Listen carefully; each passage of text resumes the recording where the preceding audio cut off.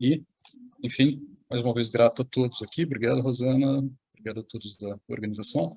Eu queria passar primeiro a palavra aqui ao Bruno, né, para fazer a sua introdução, sua fala inicial a respeito do tema. E, na sequência, teremos a Flávia e o Brian. E quem quiser enviar perguntas, pode enviar pela ferramenta do Q&A aqui no Zoom. Tá? Nós repassaremos aos palestrantes depois das falas de cada um. Muito obrigado. Primeiro, obrigado a todos, obrigado a Rosana pela gentil introdução, o Emerson pelo convite, o Ibri também, o Brian Matt, muito obrigado, uma honra estar aqui conversando com você, e a Flávia Mouta, enfim, que é uma querida amiga minha da CVM também, uma honra imensa. A minha ideia aqui é falar um pouquinho sobre um estudo divulgado recentemente pela nossa área, né, pela CVM, a respeito da agenda ESG, as principais conclusões e também um pouco do que a gente entende como visão de futuro relacionado ao tema. Primeiro, antes de entrar no estudo em si, acho que vale a pena destacar o objetivo dele, né, o que foi esse trabalho e por que nós decidimos estudar esse tema. Em 2020, quando a CVM estava ainda discutindo a proposta de mudança do formulário de referência, né, para introduzir a prática ESG no formulário das companhias, o colegiado, à época, né, ele tinha total convicção de que precisava entender, né, os principais movimentos e tendências do mercado internacional, para que a gente, de fato, pudesse regular de forma segura.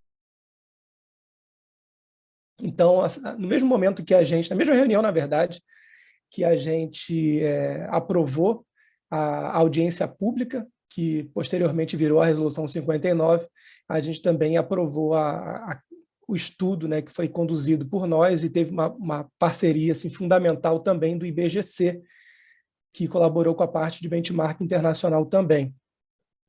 Então, por que a gente decidiu realizar esse estudo, né? O nosso trabalho ele destaca de forma bem direta, né, o crescimento desse mercado, né? A gente fez uma avaliação de alguns mercados, nos Estados Unidos, Austrália, Canadá, Reino Unido, União Europeia e também o Japão.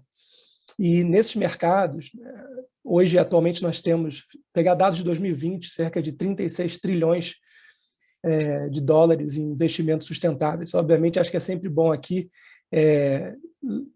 colocar esse número em perspectiva, né? Porque se você perguntar para 5 pessoas o que é um investimento sustentável, muito provavelmente você vai ter cerca de 5 respostas diferentes. Então, é sempre bom tomar cuidado com esses números, né? A gente toma muito cuidado com isso no nosso trabalho. Mas dentro de uma mesma métrica, né, se a gente pegar um crescimento aí de 2016 até 2020, a gente observa que nesses mercados os investimentos em ESG cresceram em torno de 55% nesses mercados analisados.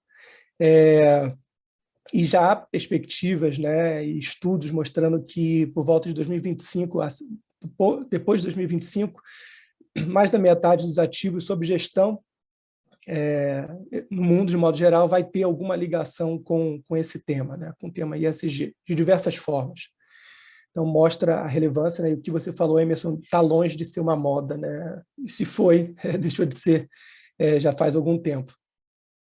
Então, o nosso trabalho, além de focar, né, em conversas com reguladores diretamente, e aí envolvendo a SEC, envolvendo o FCA do Reino Unido, o regulador do Canadá, da Austrália e outros, nós também conduzimos uma pesquisa interna no mercado brasileiro para entender a visão dos nossos investidores e também conversas diretas com as companhias. E eu destaco essas conversas com as companhias, a gente decidiu não mandar questionário para elas, porque a gente, de fato, gostaria que elas conversassem de uma forma mais aberta conosco.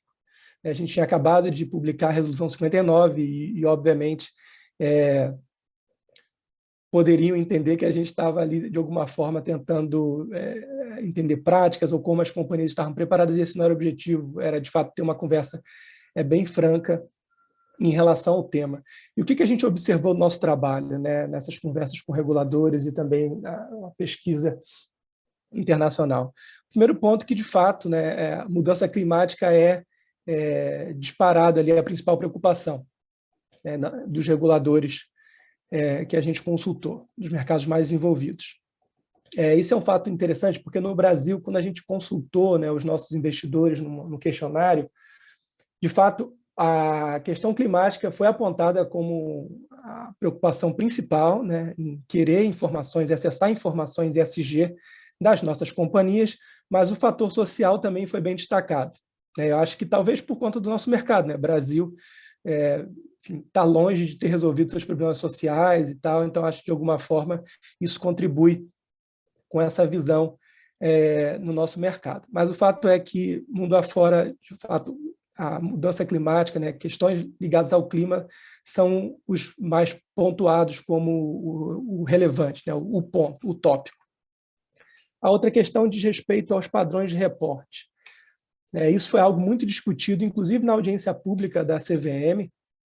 A gente chegou a receber sugestões no sentido de adotar algum padrão específico em relação ao reporte de informações ESG, né? A escolha da CVM não foi seguir nesse caminho e parece que foi uma escolha acertada. Pelo que a gente conversou com reguladores, né, e nesse benchmark internacional, é fato que os padrões já existentes de divulgação, o SASB, as recomendações do TCFD, o GRI, de fato são inspiradores para os movimentos regulatórios, mas acho que dificilmente esses mercados vão adotar um padrão único ou criar um da cabeça do regulador. Mas parece que, de fato, vão ser fortes inspiradores de movimentos regulatórios que a gente vai observar nos próximos anos.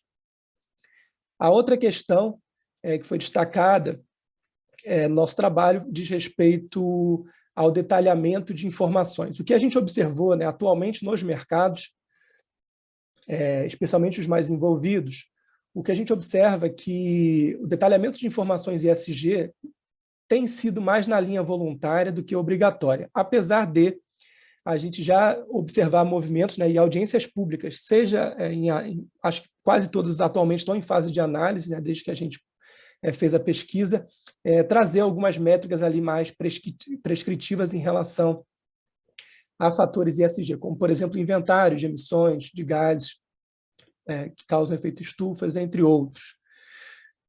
Mas o que está atualmente, né, valendo é mais numa linha voluntária do que obrigatória, mas parece que o mercado vai tender a, pelo menos em algumas métricas, ser um pouco mais prescritivo.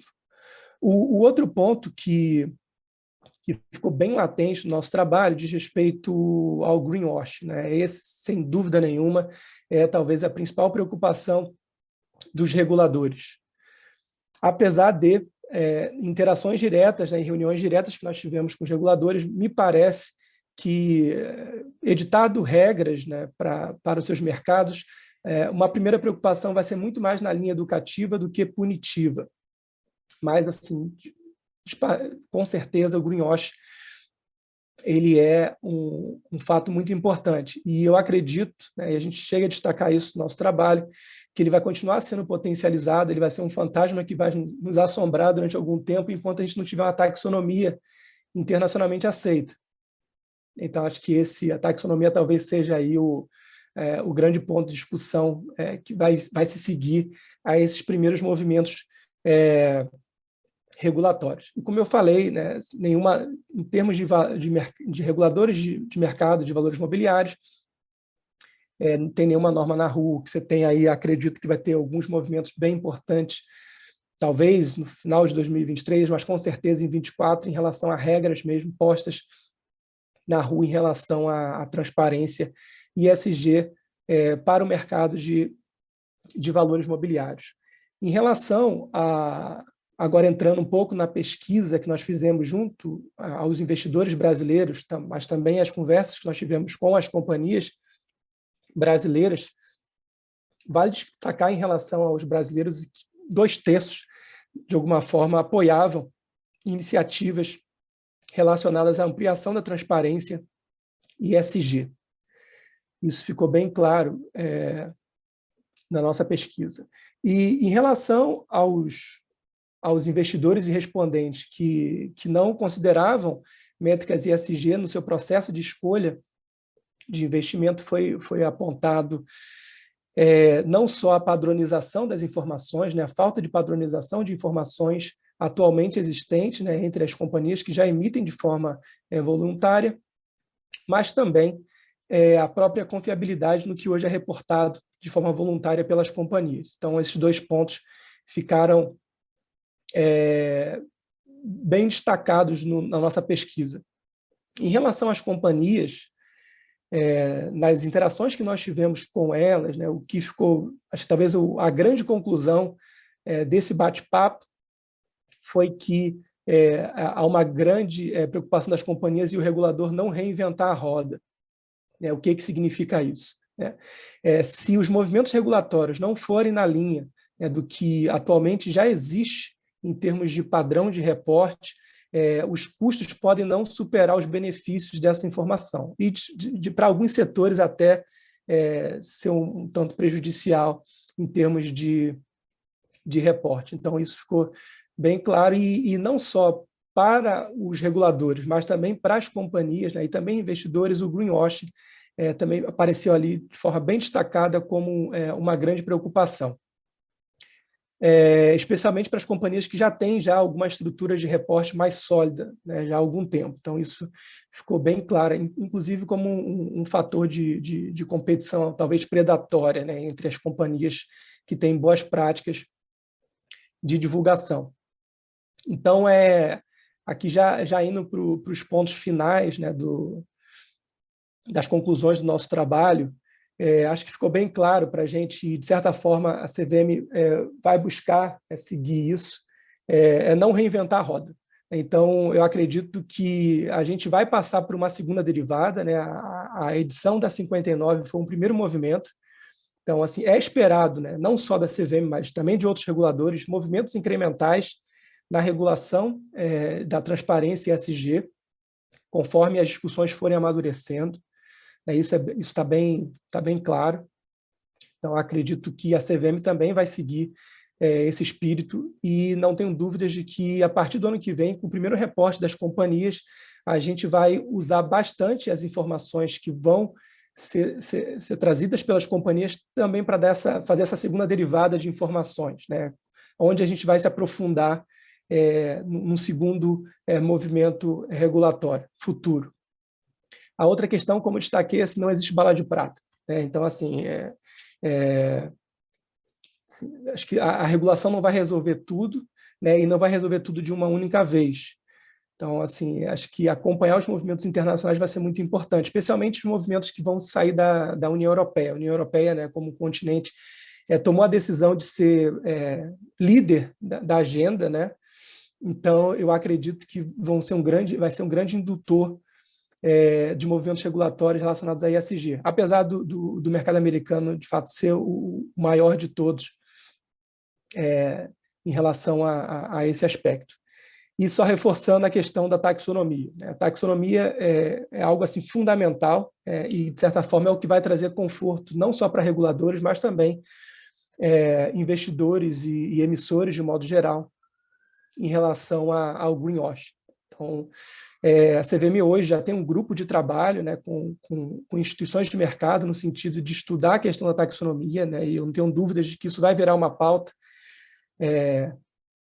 estratégica para o país em relação a esse ponto, e é um tema que a gente, de alguma forma, vai estar aí engajado nos próximos anos. Então, é isso, Rosana, Emerson. Encerra por aqui a minha primeira intervenção. Muito obrigado, Bruno. Excelentes colocações aqui. Importante deixar o mercado ciente. Acho que a CVM foi muito cautelosa, muito cuidadosa com a 59 e claramente haverá evoluções, não tem dúvida, né? Rosana, não sei se quer fazer algum comentário, mas na sequência a gente vai ouvir aqui a Flávia Mouta, que inclusive representa a B3, que hoje lançou uma audiência pública extremamente importante aí sobre questões de diversidade em conselhos, né, e tudo mais. Não sei se você vai falar um pouco disso aqui também, Flávia, mas, Rosana, se tiver algum comentário, à vontade, senão podemos passar aqui para a Flávia. Obrigado, Podemos Bruno. passar para a Flávia. Obrigada, Emerson. Bom, obrigada, Emerson e Rosana, né? Agradeço aqui ao IBRE pela oportunidade. Acho que a gente só mostra, né, a consolidação dessa parceria IBRE-B3 ao longo do tempo. Bruno, amigo querido, de longuíssima data. Eu não vou falar o ano, né, Bruno, porque constrange a gente aqui.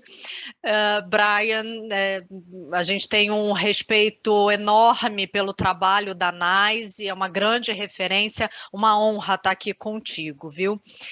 Não posso deixar de falar disso, né, Drigo, mas não vou dar um spoiler aqui antes, no início da minha fala. A gente vai chegar lá, né? Eu vou trazer a perspectiva B3 enquanto autorreguladora do mercado de capitais brasileiro, mas eu queria dar um passo para trás aqui e conseguir trazer uma abrangência um pouco maior e dividir, né, essa abordagem em 3 dimensões na perspectiva B3, né? Acho que a primeira delas, e de tempos em tempos a gente é provocado em relação a isso, é a função ou o papel da B3 enquanto farol, né? É o papel da B3 empresa. A gente costuma brincar qual é o papel da B3 SA3, né? Que é o nosso ticker ali de negociação. Então, como companhia aberta, né, como B3 empresa, a gente também cuida dessas questões relacionadas à diversidade, né? A gente tem já há bastante tempo 5 núcleos de diversidade. O primeiro, talvez seja o mais óbvio, né? Cuida das questões de diversidade de gênero, um segundo cuida de étnico-racial, o terceiro cuida de pessoas com deficiência, né? O núcleo PCD, um quarto núcleo LGBTQIA+, e, por fim, algo que é pouco comum em outras esferas, mas a gente também trata lá dentro da B3, que é um núcleo que cuida de gerações, né? Como você acomoda várias gerações dentro de um mesmo ambiente corporativo. Além disso, a gente tem B3 Social, com foco em ações de educação, mas não apenas ações de educação. Por exemplo, nesse momento, a gente está com foco bastante concentrado em ações contra a fome, né? Como que a gente avança também nessa agenda. E, por fim, ainda como B3 empresa, nessa primeira dimensão aqui, no final do ano passado, a gente emitiu um social bond, foi a primeira bolsa no mundo a emitir um social bond, com metas de diversidade em cargos de liderança na B3, a partir de gerente, né? Então, gerente, superintendente, diretoria, com impacto financeiro, né? A gente vai pagar mais caro esse bond se a gente não cumprir a meta de diversidade. Então, a gente tem uma série de iniciativas no âmbito da empresa B3. Uma segunda dimensão aqui é a B3 Infraestrutura, criadora de produtos para o mercado, com apelo para a agenda ASG. Então, só alguns exemplos aqui, né? O ISE, né, o Índice de Sustentabilidade Empresarial, que tem um novo formato agora e está sempre em evolução. Os demais índices, né, a carteira de índice que pode estar atrelada a questões ASG. Recentemente, a gente montou uma parceria com o GPTW, né, Great Place to Work, para montar um índice das empresas.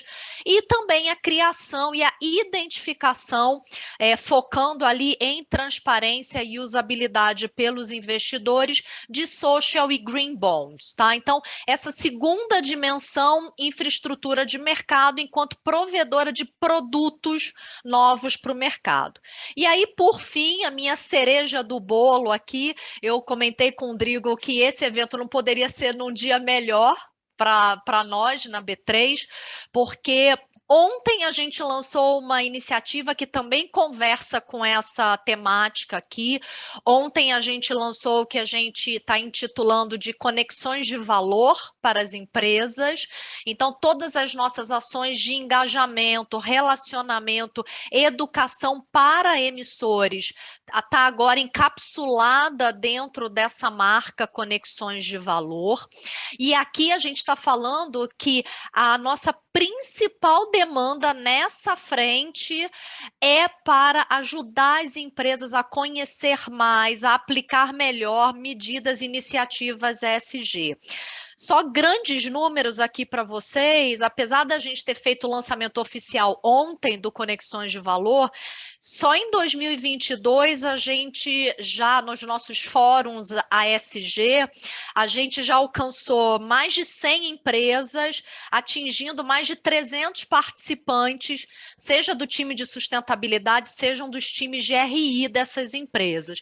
No ano passado foram mais de 300 empresas e 500 participantes só nesses fóruns ASG. Realmente, definitivamente, não é uma moda, Drigo. Se é uma moda muito bem sucedida, viu? Cabe aqui dizer. E hoje a gente lançou aí para o mercado uma audiência pública, a gente quer ouvir, a gente quer as contribuições, não só dos emissores, mas dos investidores e da sociedade em geral. Acho que diversidade é uma temática muito mais ampla, né? Ela escapa ao espectro de mercado de capitais exclusivamente.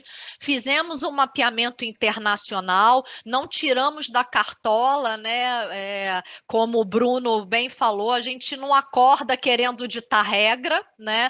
A gente estuda, né, o que os outros países estão trazendo e o que a gente tem de demanda. Então, nessa audiência pública que a gente soltou hoje, a gente tem 2 pilares nessa audiência pública que são complementares a todas as iniciativas que são capitaneadas pela CVM. Então, com essa audiência pública, a gente pretende, a partir do início de 2023, que as companhias, né, já esteja em vigor, já esteja valendo, que as companhias tenham na sua composição da administração, ou seja, diretoria executiva ou conselho de administração, que tenha uma mulher ou uma pessoa que se autodeclare mulher, tá?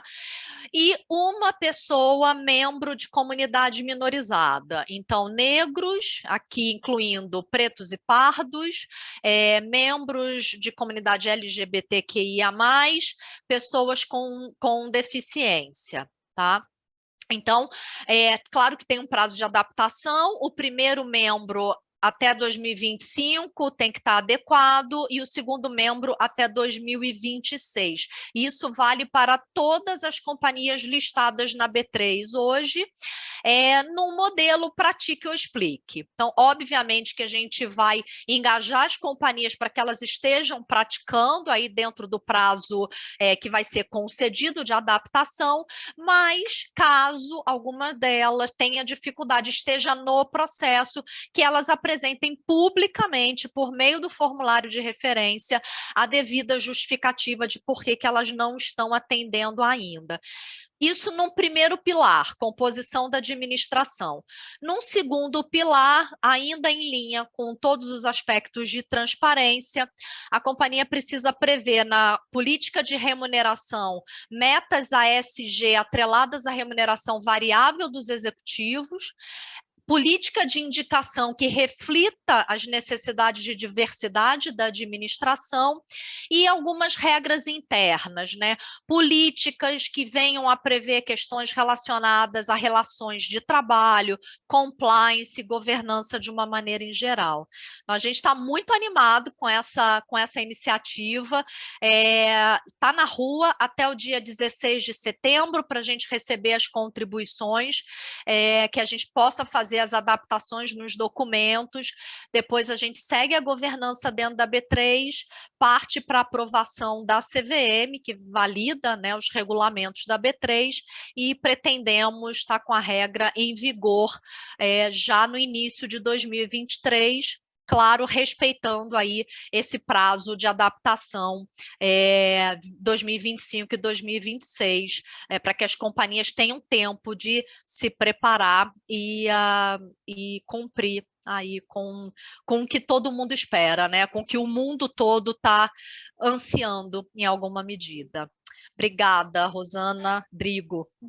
Obrigada, Flávia. E é importante na sua fala, porque a gente vê uma preocupação muito maior em relação a mudanças climáticas, como o Bruno comentou. mas a gente está falando de 3 letrinhas, né? Então, a gente também tem que falar das outras 2, né? A gente tem que falar do S, tem que falar do G, tem que falar de diversidade. Então, é muito boa a iniciativa. Vamos sim olhar, vamos, né, implementar isso nas companhias, que é um assunto extremamente importante. E aí eu vou passar a palavra para o Brian, para falar um pouco como que a NYSE tem acompanhado essa evolução, né, dos reportes da companhia, das empresas listadas no Brasil, nos Estados Unidos, e também que fale um pouco até dessa mudança nova, essa proposta nova, na verdade, da SEC, que impacta não somente os emissores primários nos Estados Unidos, mas emissores estrangeiros que eventualmente têm ADRs na Bolsa de Nova York. Brian, a palavra é sua. Well, thank you, folks. Thank you, IBRI, IBRI, as well as thank you, Bruno, Flavia, as well. It's great to have the live translation working here. Bom, muito bem, agora vamos para a tradução.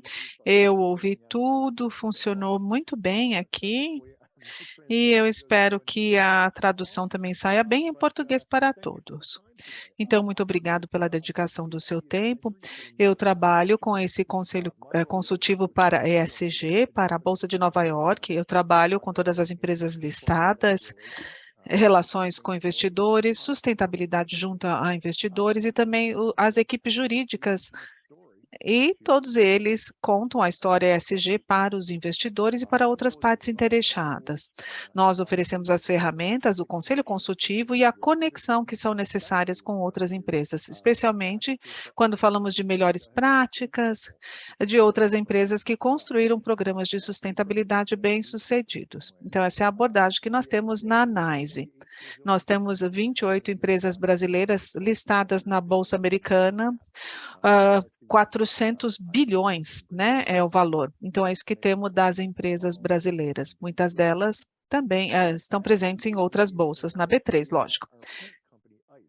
Nós temos a empresa matriz, e temos outros negócios ligados à ESG. Nós temos o negócio de mercado ambiental, com mercado de futuros, e que produz o preço de carbono para nós. Atuando em mercados de cumprimento de carbono, no Reino Unido, por exemplo, nós usamos as cotações de investidores com base na oferta dos compradores e vendedores aí dos créditos de carbono. Então, o preço de carbono, às vezes, é proveniente, então, dessas fontes. Nós coletamos dados de 10 mil empresas no mundo inteiro também, nós publicamos índices também, e nós produzimos modelos de risco climático usados por empresas e por investidores. E também nós fazemos a coleta de dados, como ela mencionou, a respeito de dados verdes e sustentáveis que são produzidos pelo mercado também, como a Flávia mencionou. E vou falar um pouquinho a respeito do mercado americano, a respeito de nossa abordagem. O mercado americano não foi agressivo em termos de regulamentação ou em termos de legislação, nem regulação, nem legislação. Aqui na NYSE, nós temos um universo de empresas que seguem as regulamentações da SEC, daqui a pouco falarei sobre isso, mas são coisas que a SEC faz, mas nós vimos pouco em termos de movimentos regulatórios ou legislativos, requisitos regulatórios ou legislativos impostos às empresas. Mesmo na ausência desses requisitos, nesse momento, 92% da S&P 500 produz relatórios de sustentabilidade ou relatórios de ESG que são produzidos para os seus investidores, sem nenhum tipo de exigência formal. E eles fazem isso porque são investidores e eles têm grande porcentagem das ações e os investidores disseram: quero ver mais informações sobre o que não está na declaração financeira, do demonstrativo financeiro. Então, é importante para eles tomarem decisões de voto ou decisões de investimento nessas empresas aí que são listadas. E eu não estou falando só das empresas grandes também, estou falando de empresas menores que estão apenas iniciando no seu programa de ESG. Por exemplo, se há uma IPO, uma oferta pública inicial, que entra ali no mercado primário, agora eles têm que começar a considerar a história que irão contar para os investidores, assim como para seus clientes, para reguladores, para as comunidades, em formato público, né? Porque vão se tornar uma empresa de capital público, de capital aberto. Aí podemos trabalhar com o lado dos investidores, e o Bruno fez comentário sobre isso. Tem muitas definições, não é, sobre o que é um investidor ESG. E eu não quero sugerir que a nossa definição é melhor ou pior do que as outras, mas não importa qual seja a definição, nós temos as informações e novo capital chegando a esses portfólios, independentemente da definição, mesmo que isso não estivesse lá antes. Isso impacta os portfólios. Nós temos aí, às vezes, um screening positivo ou negativo com relação ao ESG. Isso afeta o portfólio por conta desse novo capital que está fluindo para esse mercado. Então, isso é parte do motivo pelo qual as empresas querem atrair mais investidores, mais dessa base de investidores, para que possam ter um valuation mais justo. As empresas abordam da seguinte forma: elas constroem a sua própria história de ESG, ouvindo as partes interessadas, determinando quais são os valores mais importantes que essas empresas querem medir. Às vezes, são dados materiais e financeiros, e aí comunicam essas histórias para os seus investidores e também para outras partes interessadas. Eu fiz um cálculo aqui antes. Das 2.400 empresas listadas, 800 têm um líder de sustentabilidade, como uma posição definida, um cargo definido. Essa pessoa é responsável por medir, coletar e conduzir o trabalho operacional para ajudar as empresas a melhorar não apenas os relatórios, mas melhorar o que estão fazendo aí na questão da arena social ou ambiental. Se você me perguntar qual era esse número há 2 anos, acho que eram 200 empresas só. Então, é um papel, um cargo que vem subindo, que vem aparecendo nas empresas, porque perceberam a demanda desses grupos de partes interessadas. E o fato de que eles podem prover mais informações para que tomem decisões. E isso ajuda a aumentar a receita e, na verdade, gera oportunidades. E também aborda os riscos. Eu acho que algo que eu ouço bastante das empresas, conforme elas reúnem a sua história, montam a história, começam a contar para o mercado, um objetivo que eu ouço bastante com relação à parte regulatória é que as empresas querem ver harmonização. Nós temos tantas normas, padrões que estão aí no mercado, nas várias regiões, nas várias ONGs, com diferentes estruturas, por exemplo, e as empresas estão dispostas a coletar as informações que são necessárias para todas as partes interessadas para que tomem as suas decisões. O seu objetivo é medir uma única vez e relatar para todas essas organizações. E eu acho que aí a gente vê muito progresso, a gente viu muito progresso nos últimos anos. Por exemplo, a proposta de revelação de dados climáticos, as normas de sustentabilidade internacionais, ISP, na EFRAG, na Europa, eles estão atualizando os requisitos europeus, e boa parte dessas organizações estão se alinhando e, claro, cuidando da sua abordagem. Nós temos a Força-Tarefa para a Revelação de Dados, que é um quadro para aí, divulgação de dados. Nós temos um bom alinhamento entre todas essas organizações. E eu espero que isso ofereça habilidade para as empresas, especialmente se tem negócios em todos esses mercados, essas empresas poderão gerar as mesmas medidas para o mercado brasileiro, para o mercado europeu, para o mercado japonês, ou então para o mercado chinês, e assim por diante. Então, idealmente, é isso que as empresas buscam fazer. Com relação à regulamentação da SEC. Em março, houve uma proposta de divulgação de dados climáticos obrigatória, que se aplicaria não apenas aos Estados Unidos, empresas com matrizes nos Estados Unidos, mas também aos emissores no estrangeiro. Por exemplo, se há empresas brasileiras, latino-americanas, acho que temos 120 empresas latino-americanas que estão aqui na NYSE e que estariam cobertas por esse requisito, que é a proposta inicial, como ela está nesse momento, até esse momento. Essas empresas, então, precisariam divulgar a emissão de gases de efeito estufa, medir essas emissões em um formato padronizado e também uma declaração de como essas informações de emissão são coletadas e como elas são reportadas. Essas empresas também teriam que divulgar a sua abordagem para a questão climática, usando aquele marco que eu mencionei, que é o marco internacional, e também garantir que vão abordar e identificar tanto o risco físico como o risco de transição, da mesma forma que já foi descrito aí no marco internacional que eu mencionei. E eu conversei com muitas empresas a respeito, então, dessa proposta da SEC americana. Ficariam surpresos em saber que a diversidade de respostas é grande. Olha, algumas empresas apoiaram muito essa questão de regulação. Outras empresas foram opostas a isso. E há muitos itens aí na proposta. Nós não tivemos ampla concordância de 100% das empresas. Algumas acharam que havia itens errados, houve muitas opiniões. Na NYSE, nós temos um conselho consultivo de sustentabilidade. Tem lá o chefe de sustentabilidade para as empresas listadas e nós cobrimos todas as indústrias, utilidade, saúde, tecnologia, energia e assim por diante. E a partir desse grupo, essas empresas têm mais de 10, na verdade, as pessoas que trabalham com sustentabilidade têm mais de 10 anos de experiência. E a SEC, então, agregou o feedback proveniente de outras empresas e gerou sugestões sobre como melhor abordar e seguir adiante com esse esforço de divulgação. Houve várias empresas que apoiaram muito, como eu já disse, esse tipo de regulação. E, normalmente, são empresas que não desejariam seguir novas regulações. Ou seja, houve um feedback muito misto com relação aos resultados. A SEC deve produzir um relatório final até o final deste ano, no começo do ano que vem.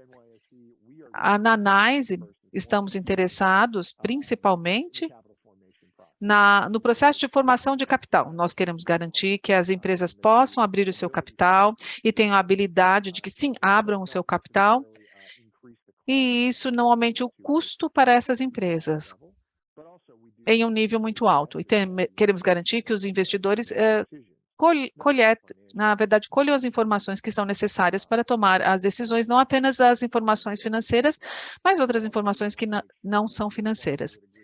O Flávio deve concordar comigo que nós não queremos colocar a estrutura de abertura de capital em desvantagem. Na verdade, é algo que tem que ser positivo para todas as empresas, para que possam abordar aí o mercado de empresas de capital aberto e ainda assim chegar ali ao investidor individual para que recebam seu apoio, cumprindo aí o marco que é exigido pelo mercado de investimento. Tem uma outra regulação que a SEC propôs logo depois, eu acho que o Bruno falou um pouquinho sobre isso, foi com relação ao greenwashing. Para os gerentes de fundos, há uma nova proposta que será produzida. São regras com relação à divulgação de gerentes de fundo. O que o fundo tem que te falar sobre como esse fundo toma as decisões? E isso seria baseado em cada um dos pilares, E, S e G. Então, o que isso significa para um fundo ter uma estrutura de ESG? Eles têm que revelar, divulgar como conduzem lá a sua análise com relação a essa área. Mais tarde, nesse ano, a SEC também terá mais 2 regras que serão elaboradas. Com relação à diversidade, a SEC vai fornecer uma regra a respeito de divulgação de participação no Conselho Administrativo com relação à raça, etnicidade, gênero. Então, haverá uma regra que deve ser publicada nessa área em breve. E também uma regra a respeito de gestão de capital humano. Tem algumas regras que não eram muito prescritivas, então a SEC espera produzir mais regras que vão exigir que as empresas divulguem como abordam essa questão do capital humano, esse assunto do capital humano no geral. Ou seja, treinamento de funcionários e a diversidade na base de funcionários também envolvida nesse assunto. Eu acho que era isso que eu tinha para dizer. Na NYSE, a gente vê o mercado evoluindo de várias maneiras. O mundo financeiro sustentável, a gente fala sobre os investidores no varejo, são investidores individuais. Então, agora é possível um investidor atribuir o seu valor à sua estratégia de investimento. Muito mais fácil do que era antes fazer isso. Então, agora há várias formas que os consultores financeiros podem medir o valor de uma empresa ou de uma instituição. E isso pode estar alinhado com a sua estratégia de investimento. Com novos veículos de investimento, eu acho que essa coisa vai continuar a crescer. O mundo financeiro sustentável vai continuar a crescer em todos os segmentos. As empresas vão atuar na descarbonização, vão estabelecer uma meta e vão começar começar a diminuir a pegada de carbono ao longo do tempo, não apenas porque os investidores querem isso, mas também porque os clientes querem isso, as comunidades, os países querem isso, e existe toda uma estrutura social que deseja que isso aconteça. E as empresas estão ouvindo agora as partes interessadas, não é? Eu acho que o mercado de carbono vai crescer e vai ajudar a estabelecer o preço mundial de carbono para que decisões sejam tomadas. E no final das contas, eu acho que nós temos que ter os dados financeiros, e os dados de ESG serão parecidos com os dados financeiros. E a gente vai parar de chamar isso de dado ESG, vai se tornar dado de investimento, simplesmente. Você precisa tomar uma decisão de investimento e leva isso em conta, é só isso. Eu acho que amplamente essas são as direções que teremos ao longo do tempo. Obrigado. Brian, obrigada. É muito bom. E eu concordo, assim, no final do dia, os investidores, eles querem conhecer não os aspectos financeiros, mas aqueles não financeiros, aqueles que no final do dia é até difícil de tangibilizar. E eu concordo que a tendência é que isso seja cada vez mais incorporado. A gente vai pegar agora as perguntas aqui do chat. Tem uma pergunta aqui para a Flávia. Flávia, parabéns à B3 pela iniciativa, altamente reconhecida pela importância e impacto. As empresas terão necessariamente que incluir em seus conselhos 2 pessoas, correto? Não haverá uma possibilidade de uma empresa preencher as 2 posições com, por exemplo, uma mulher que pertença a um dos grupos subrepresentados? E aí faz algumas perguntas na sequência. E por que o prazo da implementação é tão elástico? E, por fim, idealmente seria ocorrer num prazo mais curto para que a transformação ganhe força, não? Muito obrigada. Obrigada, Rosana. Obrigada, Jaime. A gente não combinou, né, Jaime, mas você me ajuda aqui a esmiuçar, detalhar um pouco mais a iniciativa. No edital, né, na audiência pública, vocês vão observar que sim, é possível, se a escolha for por uma mulher negra ocupando um cargo como conselheira ou um cargo na diretoria executiva da companhia, vale como cumprimento de metas de ambos os requisitos, tá? Uma mulher e uma pessoa integrante de comunidade minorizada, tá? Então, sim, uma única pessoa pode cumprir a regra na plenitude, mas é óbvio que haverá também, como eu destaquei, todo um trabalho de engajamento, de educação, para ajudar a aumentar quanto mais essa participação dessas comunidades que não estão plenamente representadas na alta liderança das companhias, tá? Mas, na regra, sim, uma única pessoa pode cumprir os 2 requisitos, tá? O prazo, essa é uma excelente pergunta. Acho que o prazo, a gente tem aqui duas vertentes de justificativa.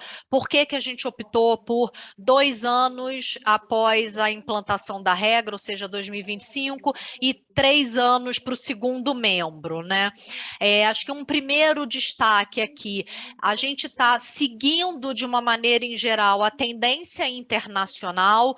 Quando você olha todo o cenário internacional que a gente analisou, então você olha a regra da Nasdaq, Austrália, Reino Unido não, Reino Unido é mais perto, Tóquio, de uma maneira em geral, a gente está falando de 2025 para pleno vigor, né? Plena exigência da norma. Então, a gente se alinha com o cenário internacional e, além disso, acho que a ideia não é a regra pela regra, apesar de ser um tema ultra relevante, a gente sabe que as companhias precisam se organizar para atender a regra, né?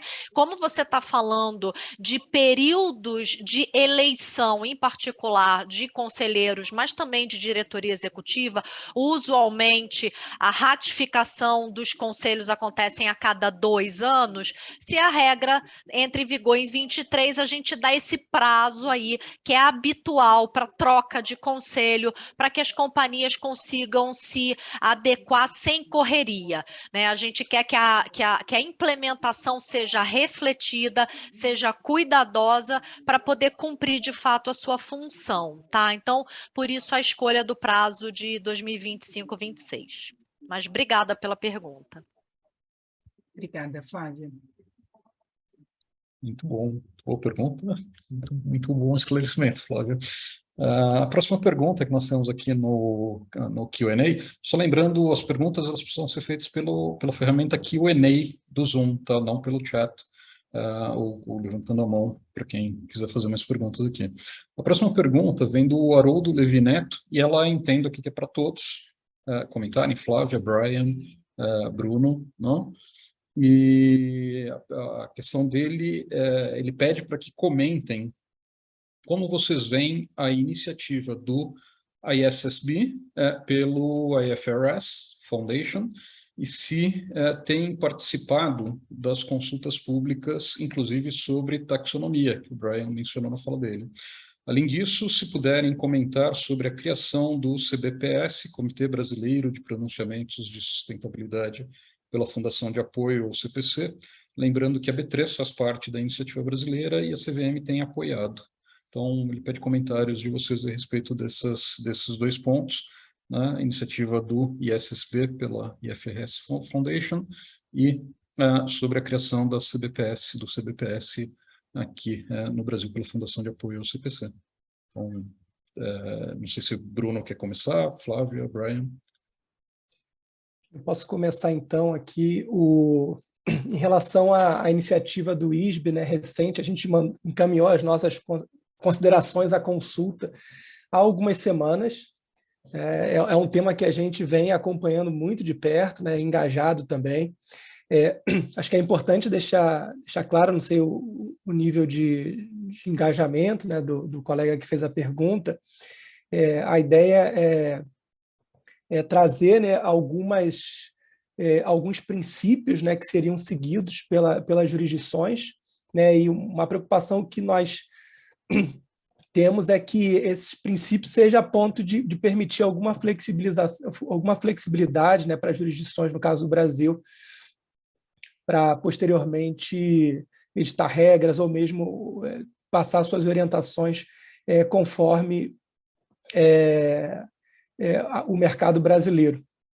Então, a gente encaminhou recentemente uma resposta à consulta do ISB, né, em relação à iniciativa que envolve o CPC, a gente participa, né, dessas discussões também, e acho que é importante destacar, como eu mencionei na minha fala, que recentemente nós temos um subgrupo, né, trabalhando taxonomia no Laboratório de Inovações Financeiras, né? Então, a gente já tem um plano de trabalho, né, que vai envolver aí alguns meses, e a gente deve trazer algum tipo de orientação, sugestão para o mercado em relação a esse tema. E eu acredito fortemente que o produto desse trabalho, em algum momento, vai virar a pauta, né, dos reguladores, a fim de dar aí os próximos passos em relação a esse aspecto.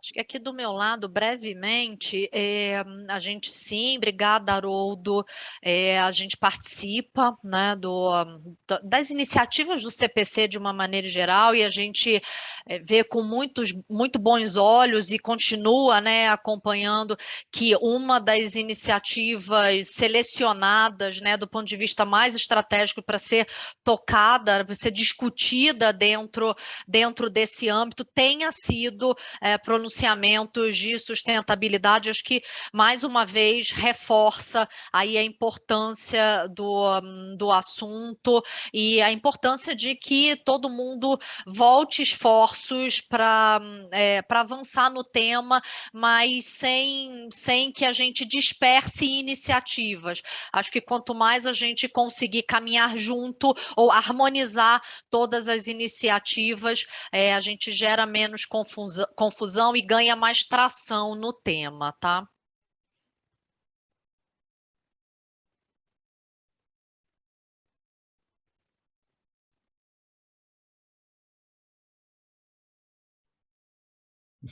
Brian, você gostaria de comentar também?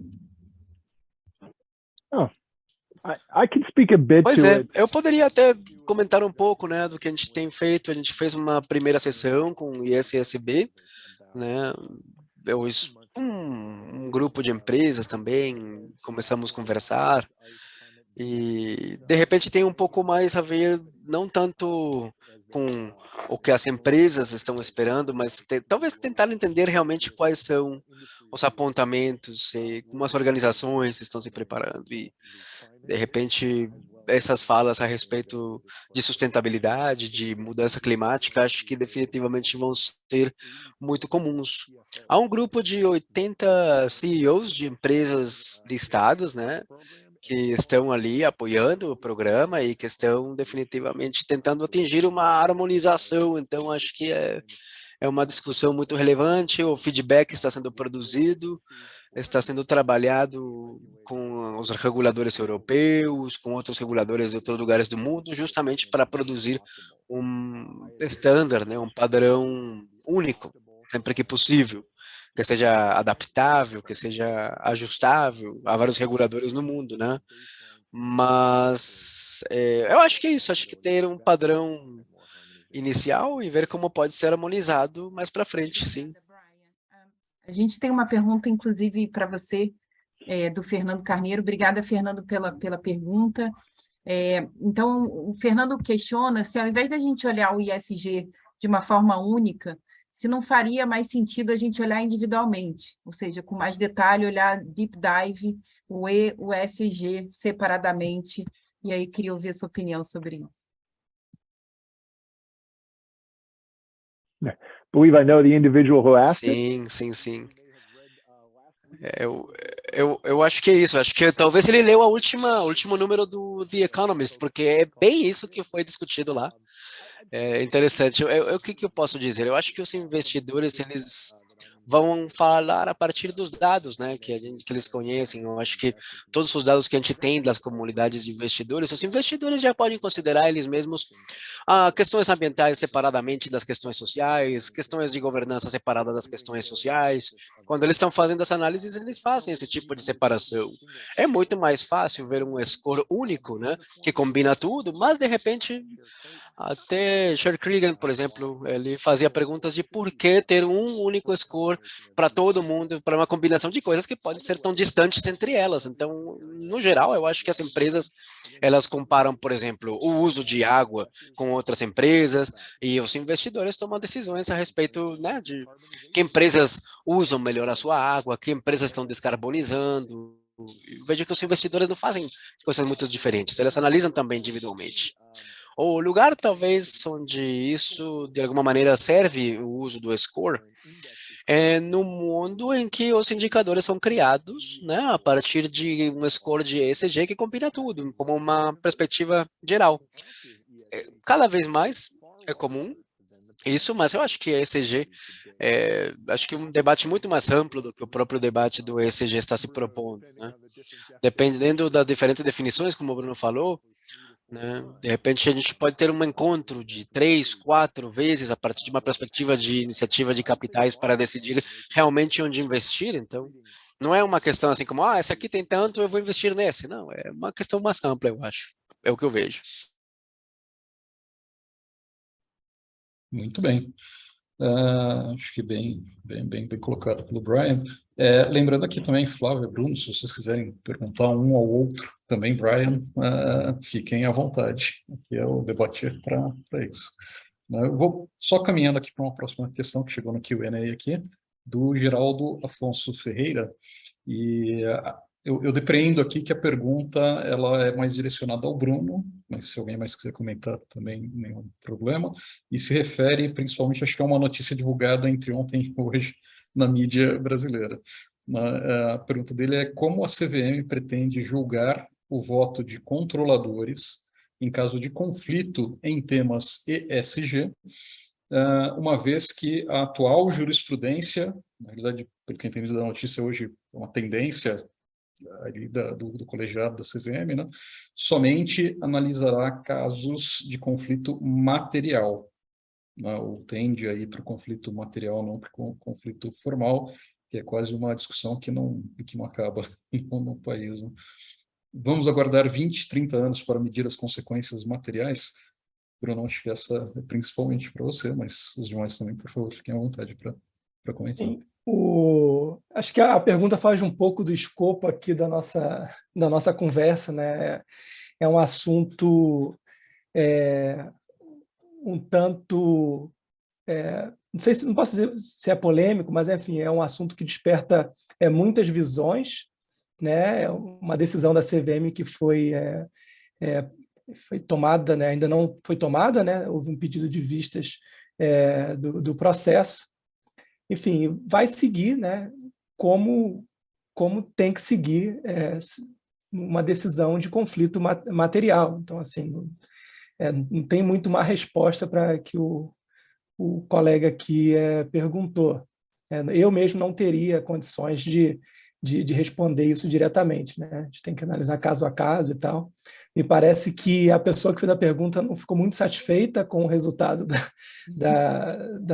do julgamento, né? Ou do futuro resultado do julgamento, mas é o que nós temos. Obrigada, Bruno, pela resposta. Pulando aqui, passando para a próxima, foi uma pergunta anônima. Eu vou começar pela Flávia, porque diz respeito a B3, mas também fiquem à vontade para complementar. Então, ela pergunta o seguinte: para emissões ESG no mercado externo, seguimos o SLB Principles. No Brasil, a B3 ou algum outro regulador pode desenvolver algo semelhante? Obrigada, Rosana. Antes de entrar aqui nesse tema, eu queria só voltar um pouco na questão trazida pelo Fernando, que o Brian abordou, e concordando, tá, com ele, que eventualmente para questões muito específicas, né, para temas muito específicos, as letras já são vistas individualmente. Né? Quando você está falando de descarbonização, você está com um foco muito grande ali no e assim por diante. Mas eu acho que a beleza das três letras caminharem juntas, né, de uma maneira em geral, ela ajuda, né, acho que cada um dos atores das letrinhas individualmente, quando eles se juntam, a gente ganha força a impulsionar essa agenda. Então, quem sabe lá na frente elas se separem, enfim, se segreguem, mas eu acho que tem uma beleza delas caminharem juntas, enquanto a gente consegue dar atração para os temas, tá? Juntos eles caminham, tendem a caminhar mais rápido e melhor, tá? Só um complemento. Aqui, sobre, né, princípios específicos de emissão dos títulos de uma maneira em geral, dos valores imobiliários, eu acho que a gente tem uma agenda ainda de desenvolver, olhando o mercado brasileiro, tá? A gente ainda tem uma agenda importante anterior a essa, que é aumentar a transparência desses títulos que são emitidos no mercado brasileiro.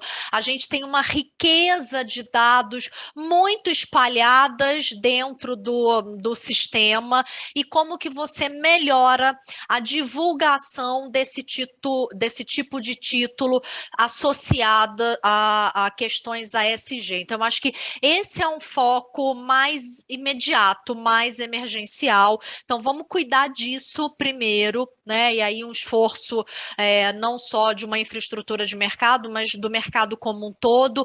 E eu acho que aí, na sequência, é um processo evolutivo, né? O que a gente tem agora na mesa para cuidar? Eu acho que de maneira mais imediata, mais iminente, a gente tem a questão de melhorar a transparência, melhorar a divulgação de dados, para que a gente traga um pouco mais de riqueza, um pouco mais de segurança, tanto para investidores quanto para emissores e outras personagens ali que atuam nesse mercado, tá? Então, acho que esse é o nosso foco por hora.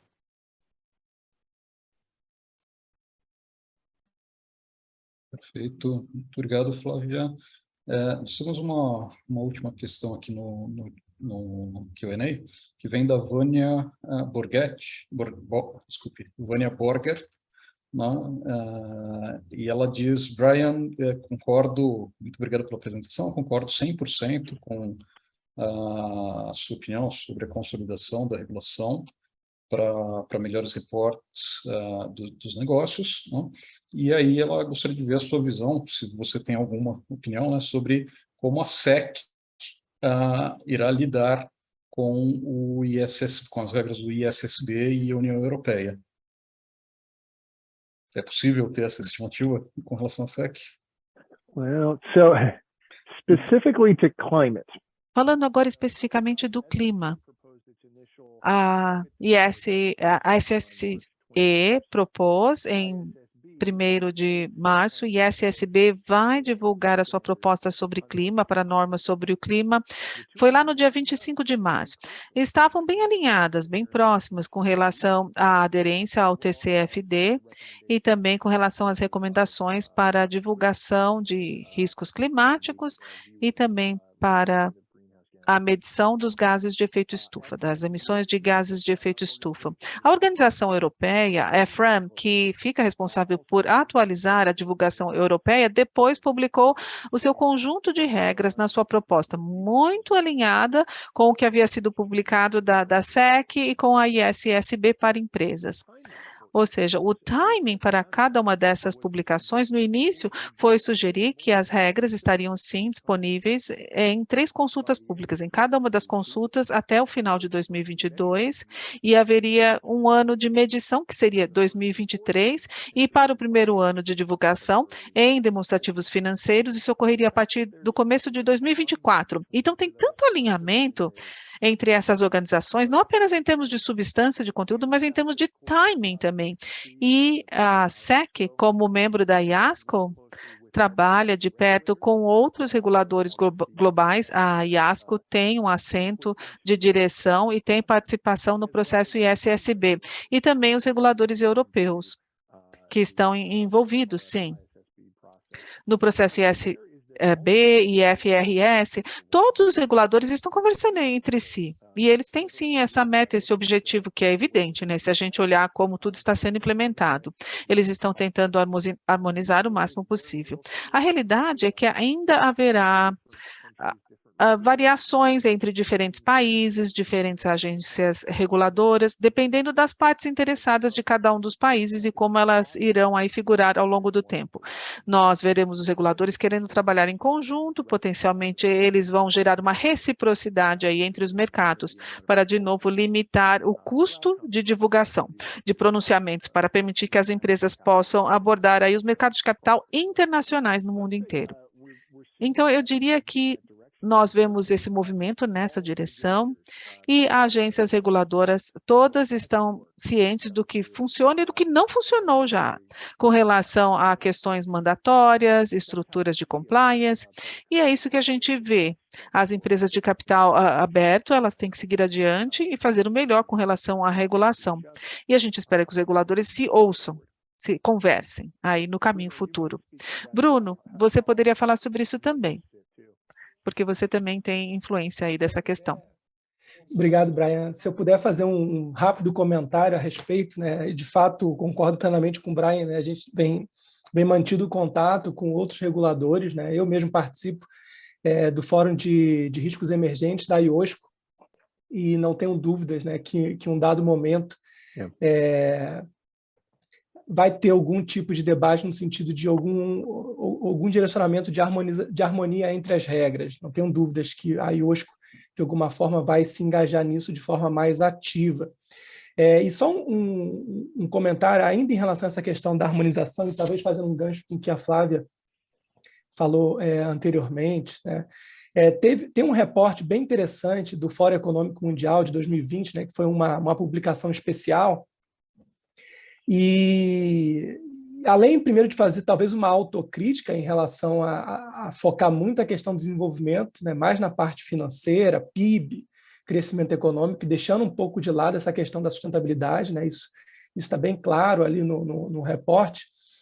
Eles trazem, de fato, essa importância da ampliação da transparência ESG de modo geral, e reconhecendo que vai ter algum tipo de dificuldade, vai ter alguma desarmonia nesse processo. Só que e aí, o que a Flávia falou é perfeito, sabe? Acho que o que eles trazem como mensagem é que os países deveriam se engajar, de fato, em ampliar a transparência, né, como um primeiro exercício. e posteriormente, obviamente, você ir moldando, né, e harmonizando as várias regras. Eu acho que isso vai acontecer naturalmente. Assim, a gente vive um mundo globalizado, você tem fóruns internacionais que coordenam essas iniciativas entre reguladores, então acho que isso definitivamente vai ocorrer aí no futuro. Obrigado, Bruno. Obrigada, Brian. É muito esclarecedor.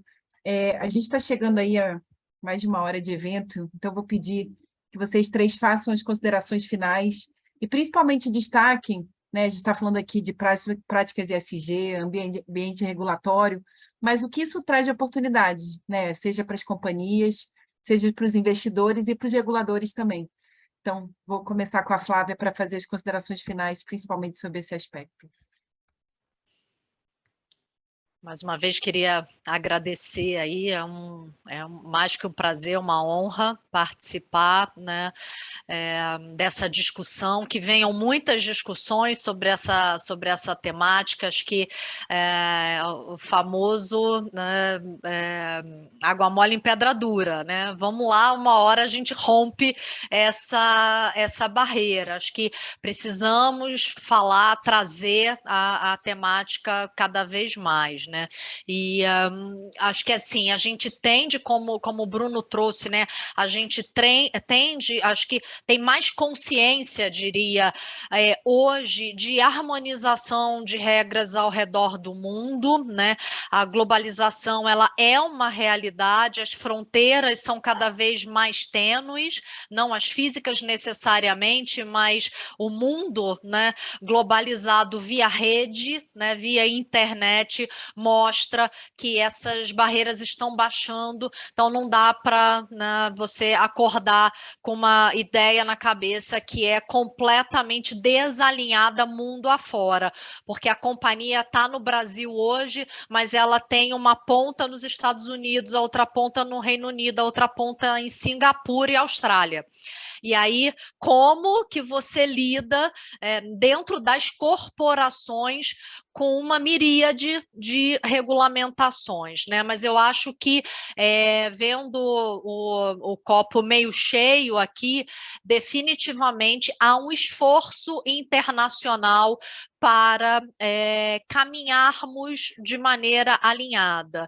Não é um copia e cola, eu acho que você não pode ver isso como uma realidade, porque a gente está falando de culturas diferentes, de características sociais diferentes dentro de cada país, mas ainda assim, dentro do que é plausível, a gente tende aí a ter conversas bem-sucedidas na linha de harmonização de regras e de práticas, mais importante que regras, que práticas ASG. Acho que eu tenho certeza que se a gente falar de novo daqui a algum tempo, daqui a alguns anos, eu não vou corar de ter dito isso hoje, viu? Obrigada mais uma vez ao IBRE também. Obrigada, Flávia. Bruno, suas considerações. Obrigado mais uma vez e agradecendo novamente meus colegas aqui, o Brian, a Flávia, o Emerson e você, Rosana. Acho que eu destacaria, a gente foi muito enfático nisso no nosso trabalho, que a agenda ESG ela vai ser cada vez mais um fator de competitividade global, né? Então, assim, quando a gente pensa em Brasil, né, a gente, é a nossa agenda, sabe? A gente não pode deixar isso passar, né? Então, não tenho dúvidas que os movimentos que se iniciaram com a 59 vão continuar, né? Quando a gente divulgou, né, colocou em audiência pública, nenhuma dessas regras, né, que hoje estão em audiência ou em análise nos países mais envolvidos estavam postas, né? Então, a gente acho que deu o passo correto, né? Acho que a segunda derivada desse movimento é saber o que métricas fazem sentido e para que setores fazem sentido, para que a gente, de fato, dê um passo seguro em relação a isso. Então, um outro ponto que eu queria destacar, ainda na linha da questão da oportunidade, né? Isso o atual presidente João Pedro vem destacando muito esse aspecto, a CVM vem discutindo fortemente com o Ministério do Meio Ambiente a respeito, de fato a gente se engajar em desenvolver, criar incentivos econômicos, né, para desenvolver alguns mercados em termos de preservação ambiental. acho que talvez nem todos saibam, né? O nosso Código Florestal tem um capítulo exclusivo para isso, né? De criação de incentivos econômicos, apesar que talvez a gente tenha deixado um pouco isso de lado, e não tenham dúvidas que, além da questão da transparência, ESG, que é uma agenda que vai acontecer, isso naturalmente vai ocorrer, reguladores, de modo geral, no Brasil, vão se engajar cada vez mais na questão de desenvolver incentivos econômicos, produtos, né, que trazem incentivos econômicos em termos de preservação, que acho que é o que o mundo espera do Brasil, né, e é um potencial enorme que nós temos. Obrigada, Bruno. Agora, Brian, para concluir. Remarks? Thank you, Rosana. Muito obrigado, Rosana, obrigado, Flávia, Bruno, obrigado, Emerson, por me convidar para essa discussão e para a tradução. Eu ouvi todas as palavras e eu poderia até ter falado um pouquinho mais devagar, mas obrigado. Olha, nós queremos aqui gerar mercados. Na NYSE, nós queremos gerar mercados, por exemplo, de carbono, nós queremos conectar compradores e vendedores do mercado para precificar uma commodity específica, uma derivativa específica. E para fazer isso, você precisa gerar uma definição que seja acordada pelo comprador e pelo vendedor. A gente fez isso nos mercados de carbono, nós estabelecemos qual é a definição de 1 tonelada de remoção de carbono ou 1 tonelada de prevenção de carbono, de emissão de carbono. Descarbonização, nós estabelecemos quais serão os planos e como medir, então, a redução para que o investidor e o emissor cheguem a um acordo sobre o que precisam fazer em termos de decisão de investimento. A realidade é a seguinte, há vários anos nós definimos o que é receita, há 90 anos nós definimos o que é receita, o que são ativos, o que é então o caixa, o fluxo de caixa. São definições de contabilidade e a gente teve que trabalhar duro para gerar isso, para gerar a profissão de contabilidade e 90 anos nós tínhamos essa estrutura e estabelecemos as definições e tínhamos menos ferramentas à mão. Em todas as discussões que eu tenho com os emissores, com os investidores e com as agências reguladoras, olha, na verdade, tudo se resume a como chegar a um acordo a respeito de uma definição de qualquer tipo de assunto, para que possamos gerar um mercado que tenha uma concordância, um alinhamento, e todo mundo saberá o que está comprando ou vendendo. Eu acho que nós estamos, então, fazendo um progresso bastante rápido com relação ao quanto tempo levou para gerar outras normas. O nosso progresso é rápido, é ágil, estamos ouvindo o maior número possível de partes interessadas para poder gerar essas normas e padrões, queremos ser o mais transparente possível para gerar esses padrões e normas, e eu acredito que, no geral, os reguladores têm as ideias certas em mente. Depois de chegar a uma concordância nas normas, nós aí teremos habilidade para que os mercados gerem mais valor, como os mercados sempre geraram ao longo da história do capital. É isso que estamos fazendo hoje. E mais uma vez, obrigado pela atenção, obrigado pela oportunidade de estar aqui. Muito bom. Chegamos aqui ao fim do nosso webinário. Eu queria agradecer imensamente a participação dos nossos convidados, Brian, Flávia, Bruno. A gente discutiu mais de 1 hora, como eu comentei, a gente trouxe alguns termos e conceitos importantes, a harmonização, que o ESG não é uma moda, ela de fato veio para ficar, esse alinhamento, né, das companhias e dos investidores que geram oportunidades. Então, acho que está todos nós aqui alinhados, então eu queria agradecer de novo, passar aqui para o meu colega Drigo para fazer os agradecimentos e conclusões finais. Obrigada, pessoal. Bom, em primeiro lugar, muito obrigado, Rosana, pela parceria aqui na organização desse evento, né, ao IBRE como um todo, e muitíssimo obrigado à Flávia, ao Brian, ao Bruno, né, sabemos o quanto a agenda de vocês não é fácil, né, poder estar aqui e compartilhar esse tempo e todo esse conhecimento conosco num dia como esses é inestimável. Muito, muito obrigado mesmo. Importante, acho que destacar aqui, ficou muito claro na fala de todos, o mercado de capitais está crescendo, né? Está crescendo graças a essas pessoas que estão aqui falando conosco, está crescendo não só o mercado de equity, mas também o mercado de dívida, né? Crescendo, e com esse viés ESG mais ainda, né?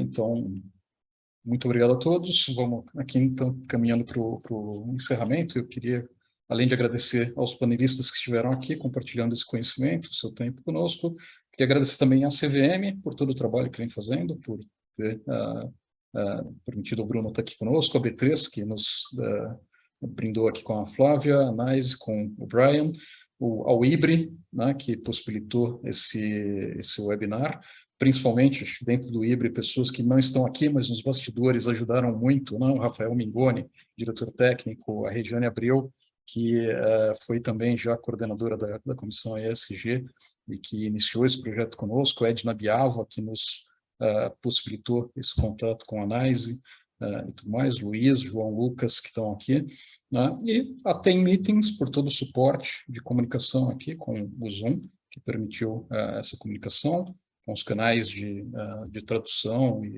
mencionados pelo Brian, e o VDV Advogados também, que nos ajudou bastante aqui na organização do evento. Muito obrigado a todos, e muito obrigado a todos que acompanharam aqui conosco esse evento até agora, pelas perguntas feitas, e é isso. Vamos encerrando aqui mais um webinar. Muito obrigado.